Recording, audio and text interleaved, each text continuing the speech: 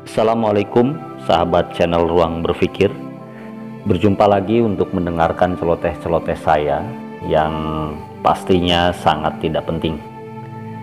Semoga tetap sehat selalu, jaga jarak aman di rumah aja, dan jangan lupa tetap ngopi dengan berani. Karena hanya dengan ngolah pikir yang diiringi keberanianlah kita akan mampu keluar dari zona nyaman yang jumud dan segala sesuatu yang bersifat mainstream. Sahabat channel Ruang Berpikir, bahasan saat ini sama dengan bahasan-bahasan saya yang lalu. Hanya celotehan yang tidak penting dan tidak relevan di tengah ketidaktahuan kita atas fenomena yang terjadi. Jangankan hakikatnya, gejalanya saja jauh dari kita ketahui. Ambil saja contoh soal data manusia yang terkonfirmasi positif, yang sembuh, dan yang meninggal akibat COVID-19. Sebagai sebuah informasi pengetahuan atas data dan fakta, tentu saat ini di tengah situasi darurat bencana COVID-19, kita hanya memegang informasi searah yang sulit divalidasi, dan memang belum ada para peneliti baik perorangan maupun lembaga yang berani memfasilitasi informasi pengetahuan yang searah itu secara eksploratif. Paling tidak itu menurut saya. Saking luar biasanya penyebaran virus ini, sampai-sampai pakem ilmiah dari penelitian sedikit dimaklumi publik bahkan oleh para ilmuwan sendiri ketika belum bisa diuji kebenarannya. Wajar jika ada yang nyebut bahwa data COVID-19 belum tentu benar. Artinya sahabat sekalian, seperti celotehan ini, informasi yang disampaikan kepada kita terkait data-data pemaparan COVID-19 belum tentu pengetahuan yang relevan dengan yang sesungguhnya terjadi. Karena itu searah dan belum ada uji validitas atas informasi pengetahuan tersebut. Baik sahabat sekalian, saya akan mulai bahasan ini dengan satu kata: dahsyat. Dahsyat, geger sealam dunia, manusia dibuat kelimpungan bukan kepayang menghadapi penyebaran COVID-19. Tingginya manusia yang terkonfirmasi positif terpapar wabah ini yang berdampak pada kematian tidak lagi bisa ditanggapi dengan tenang-tenang saja. Seperti lingkaran obat nyamuk terus mendekati titik pusat di mana kita berdiri. Dalam celotehan yang lalu, saya sudah menyampaikan hal ini dari sudut pandang putaran pergerakan virus yang memberi dampak pada nasib kesehatan manusia yang dapat mengakibatkan pada tingginya angka kematian. Ternyata lingkaran obat nyamuk COVID-19 dengan munculnya krisis-krisis lain yang mengiringinya pun sama. Artinya COVID-19 tidak hanya memutarkan rotasi lingkaran krisis kesehatan, akan tetapi juga krisis-krisis lain berupa krisis ekonomi, sosial, dan bahkan politik. Setelah lambat laun saya simak, lingkaran obat nyamuk COVID-19 semakin lama makin mendekat. Dan di luar dugaan, bara apinya mulai mendekati sumbu bom waktu dalam kehidupan ekonomi dan sosial politik kita. Sejenak saya terhenyak, kagum dengan virus ini sekaligus was-was.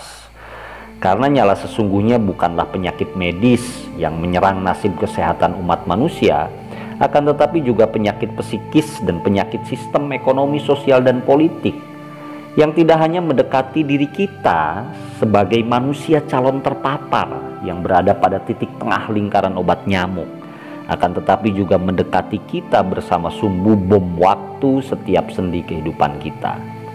Dan logikanya, kedahsyatan dampak virus ini memiliki resiko tinggi akan kematian ketika memapar manusia sakit.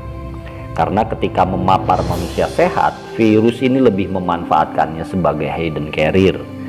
Pertanyaannya kemudian, dampak wabah COVID-19 yang merambah pada krisis ekonomi, sosial, dan politik dalam tatanan global dan nasional kita, akankah membuat dampak resiko tinggi kematian pada sistem tatanan umat manusia, baik global maupun nasional? Untuk menjawab itu, mari kita diagnosa terlebih dahulu sistem ekonomi, sosial, dan politik kita. Sebut saja hal itu dengan tatanan masyarakat kita. Sehatkah tatanan masyarakat kita? Apakah tatanan masyarakat kita selama ini memiliki imunitas tinggi atau rentan akan sakitkah tatanan masyarakat kita? Setelah terdiagnosa, kemudian patut pula kita mempertanyakan landasan pengetahuan atas upaya menangani hasil diagnosa tersebut. Dalam bahasan yang lalu, saya nyentil sedikit soal kampanye besar tatanan masyarakat dunia saat ini, yakni kampanye akumulasi kapital yang mengarah pada keserakahan akibat perilaku degradatif dari perilaku rente dan investasi, yang secara hakikat mencipta suatu hasrat serakah pada diri makhluk omnivora bernama manusia, pemakan segala yang segalanya dimakan plus tidak kenal kenyang tentunya, sehingga menyebabkan siklus alam berontak karena tidak lagi setimbang dan tidak berkemampuan merehabilitasi diri sesuai siklus yang dibutuhkan. Dalam buku The Sand Society dan To Have or To Be yang ditulis oleh Erich Fromm dengan gamblang menjelaskan soal perilaku hedonis dan penciptaan industri kapitalis adalah perwujudan nyata dari tatanan masyarakat sakit yang mengedepankan have mode atau modus memiliki ketimbang being mode atau modus menjadi, dan terus-menerus mengejar kepuasan atas keinginan yang tidak terbatas.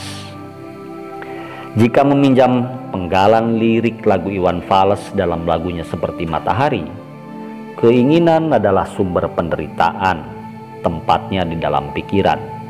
Tujuan bukan utama, yang utama adalah prosesnya. Kita hidup mencari bahagia, harta dunia kendaraannya, bahan bakarnya budi pekerti. Itulah nasihat para nabi. Manusia dalam perwujudan tatanan masyarakat industri kapitalistik menjadi manusia-manusia yang tidak lagi berhasrat atas dasar kebutuhan, melainkan atas dasar keinginan, yang tentu saja dengan sekian banyak strateginya telah menyulap keinginan menjadi seolah-olah kebutuhan. Iwan Fals ingin menyampaikan pesan bahwa kebahagiaan tidak didapat dari tujuan, melainkan dari jalan menuju tujuan. Dan yang dimaksud harta dunia kendaraannya dalam lirik tersebut adalah harta dunia yang diperoleh atas dasar kebutuhan. Istilah Erich Fromm yaitu kebutuhan objektif, bukan harta dunia yang diperoleh atas dasar keinginan dan menjadi kebutuhan subjektif. Erich Fromm menjelaskan lebih lanjut bahwa tatanan masyarakat industri kapitalistik tersebut memiliki kecenderungan mendasarkan kehidupannya pada konsumsi yang maksimal, dan tentunya berdampak pada perusakan lingkungan yang selanjutnya dapat mengganggu bahkan menghancurkan sendi-sendi kelangsungan hidup manusia. Nah, dari pemikiran Erich Fromm tersebut, katakanlah sebagai bentuk diagnosa atas tatanan masyarakat yang ada adalah tatanan masyarakat yang sakit, yang tentunya rentan dan tidak memiliki imunitas atas serangan krisis. Lalu berikutnya mari kita pertanyakan, bagaimana landasan pengetahuan yang menjadi teori dalam penanganan diagnosa tersebut dalam tatanan masyarakat industri kapitalistik? Tentunya termasuk di Indonesia kita tercinta. Saya ingin mengatakan bahwa diagnosa ini yang memberikan gambaran gamblang atas penyakit tatanan masyarakat yang ada dengan penanganan atas diagnosanya memiliki hubungan resiprokal sebagai sistem. Adalah Fritjof Capra, seorang fisikawan yang membangun pemahaman holistik. Dalam bukunya Titik Balik Peradaban, Sains, Masyarakat, dan Kebangkitan Kebudayaan, menyebutkan bahwa pandangan hidup mekanistik begitu mapan dalam biologi akibat pengaruh perkembangan biologi dalam sejarah ilmu barat, yang juga berjalan seiring dengan ilmu kedokteran. Pengaruh paradigma Descartes pada pemikiran kedokteran mengakibatkan apa yang disebut dengan model biomedis atau dikenal secara umum sebagai model medis, telah memandang tubuh manusia sebagai sebuah mesin dan penyakit dianggap sebagai ketidakberfungsian mekanisme biologis. Dalam pandangan ini, seringkali ilmu kedokteran kehilangan pandangan tentang pasien sebagai manusia dan mereduksi kesehatan menjadi keberfungsian mekanis. Dan tentunya pandangan ini tidak lagi mampu berhadapan dengan fenomena penyembuhan. Pandangan mekanistik seperti ini dan yang masih berlaku hingga saat ini tentu mereduksi konsep kesehatan kaitannya dengan konsep kehidupan. Menurut Fritjof Capra, konsep kesehatan sebagaimana konsep kehidupan tidak dapat didefinisikan secara tepat, padahal keduanya sebenarnya terkait erat. Juga menurut Fritjof Capra, sejak revolusi Kartesian, perkembangan ilmu kedokteran diperkenalkan dengan konsep pemisahan jiwa dengan tubuh, yang tentu berpengaruh besar pada pandangan ilmu kedokteran yang sebelumnya kebanyakan penyembuh telah memusatkan perhatian pada kesaling hubungan antara tubuh dan jiwa, dan telah memperlakukan pasien dalam konteks lingkungan sosial dan spiritual. Artinya sahabat sekalian, revolusi Kartesian telah mengubah pandangan ilmu kedokteran yang holistik menjadi mekanistik. Jadi dapat kita bayangkan, ketika diagnosanya tatanan masyarakat kita sakit karena virus-virus hedonis, konsumtif, tak kenal kenyang, menjadi sangat eksploitatif dengan sesama dan dengan lingkungan kehidupannya, lalu ditangani oleh metode yang mekanistik. Alhasil sahabat sekalian, tatanan masyarakat kita menjadi tatanan yang rentan dan tak memiliki imunitas.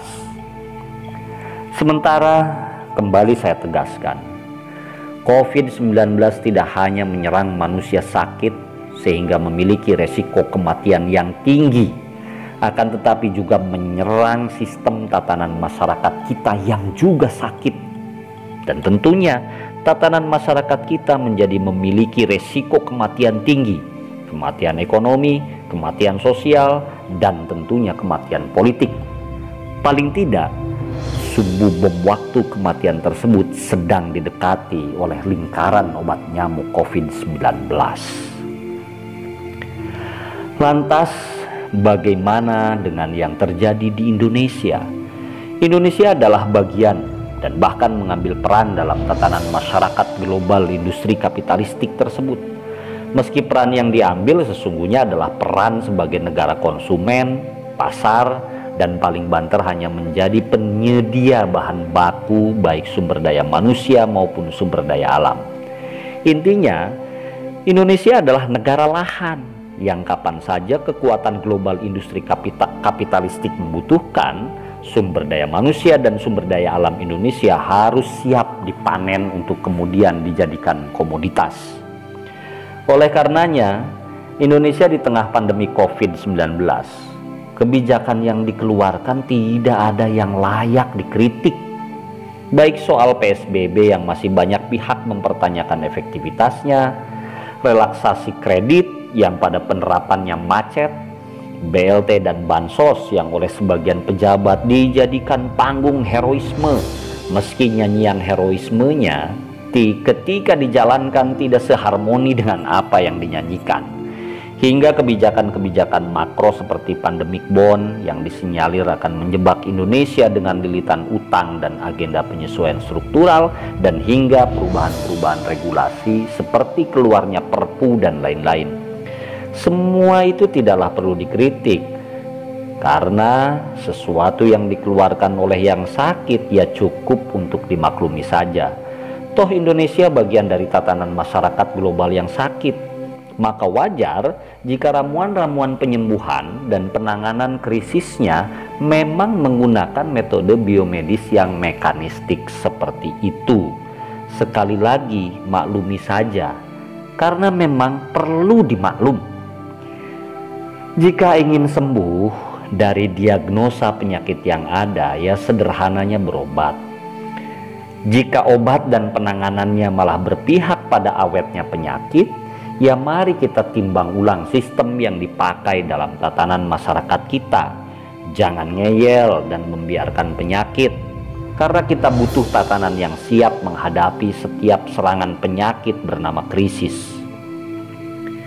Indonesia pada dasarnya sudah memiliki model, yakni nasionalisme Pancasila.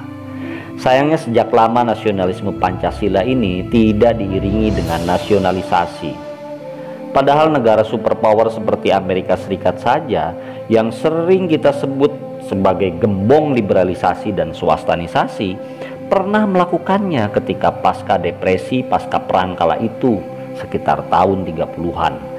dengan menggunakan topangan teori ekonomi Keynesian. Saat ini Indonesia menghadapi krisis dampak wabah COVID-19, dan ini adalah perang yang juga akan menghadirkan depresi kelak. Kenapa kita tak kembali saja secara konsekuen pada ajaran ekonomi politik yang kita punya? Untuk situasi darurat saat ini saja, kenapa kita tidak melakukan nasionalisasi penanganan yang jelas? Sehingga tidak dibuat samar dan sumir antara himbauan moral dengan tindakan politik. Dan tentunya dalam hal apapun, pekerjaan utama pemerintah adalah melakukan tindakan politik, bukan himbauan moral. Seperti iklan rokok, merokok dapat membunuhmu, yang tidak pernah mengikat dalam mengurangi angka manusia merokok di Indonesia. Akhirnya, sahabat sekalian, gara-gara COVID-19 ada tanda tanya besar. Tatanan yang sakit kok dipelihara? Mudah-mudahan saja celotehan ini hanya sesuatu yang berlebihan dalam menanggapi kehadiran fenomena COVID-19. Mari tetap sehat dan jaga jarak aman, untuk kemudian suatu saat kita rindu berdekatan sambil ngopi dengan berani. Wassalamualaikum warahmatullahi wabarakatuh.